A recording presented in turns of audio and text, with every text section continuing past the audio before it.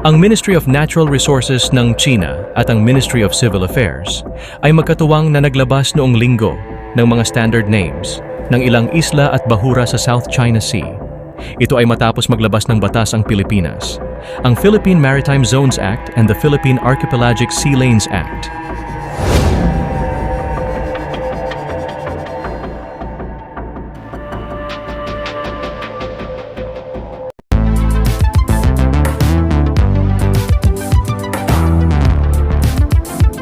Huwag kalimutang i-like at i-share ang video na ito at mag-subscribe ka na din sa aking channel para updated ka sa mga bagong videos.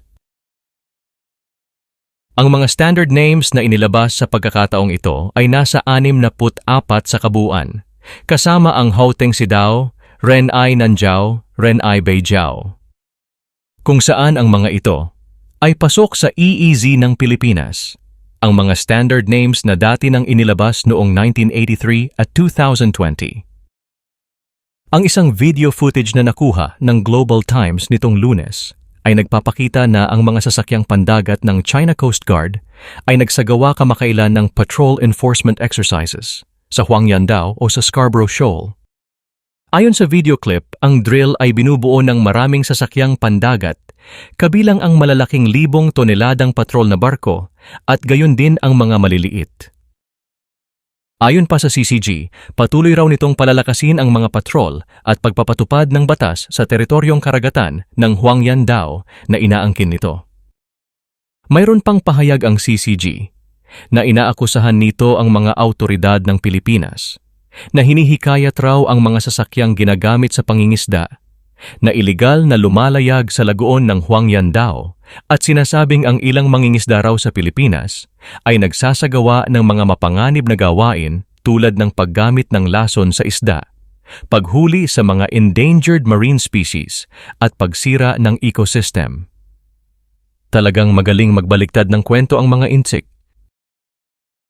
Dagdag pa ng China, patuloy raw na palalakasin ng CCG ang pagpapatupad ng batas sa territorial na tubig ng Huangyandao at iba pang katubigan alinsunod sa China's Coast Guard Law, Fisheries Law, Marine Environmental Protection Law at iba pang mga batas at regulasyon. Kahit ano pang batas ang banggitin ng China, wala itong basihan tulad sa pinanghahawakan ng Pilipinas. Pahayag pa ng China na dati pa raw silang gumawa ng pansamantalang kaayusan sa antas ng pagpapatakbo para sa mga mangingisdang Pilipino sa karagatan malapit sa Huangyandao o Scarborough Shoal dahil sa pakikipagkaibigan nito sa Pilipinas. Kaibigan ba talaga China? Patawa naman kayo. Kayo ang palaging nagsisimula ng gulo at tensyon. At kung ipagpapatuloy raw ng Pilipinas ang provokasyon, hihigpitan ng China ang kontrol sa pangingisda ng Pilipinas sa lugar.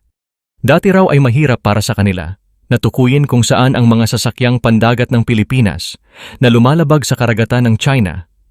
Ngayon raw ay malinaw na sa kanila kung ang sasakyang pandagat ay pumasok sa mga exclusive economic zone, territorial waters, or internal waters.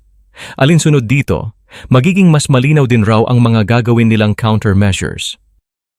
Nang aangkin na nga ang China ng mga teritoryong hindi naman talaga nila pagmamay-ari.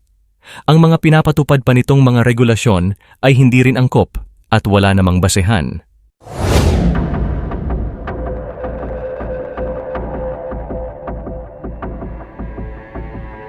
Ano ang masasabi nyo tungkol dito mga kamiks? I-comment nyo na yan.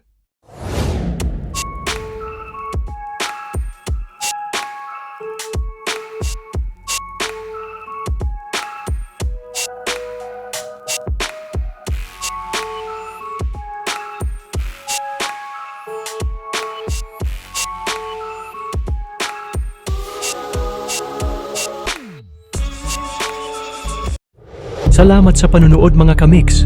Ako ay mag-iiwan sa inyo ng katagang alamin natin ngayon, wag nang ipagpabukas. Kung ayaw mong batukan kita. Biro lamang.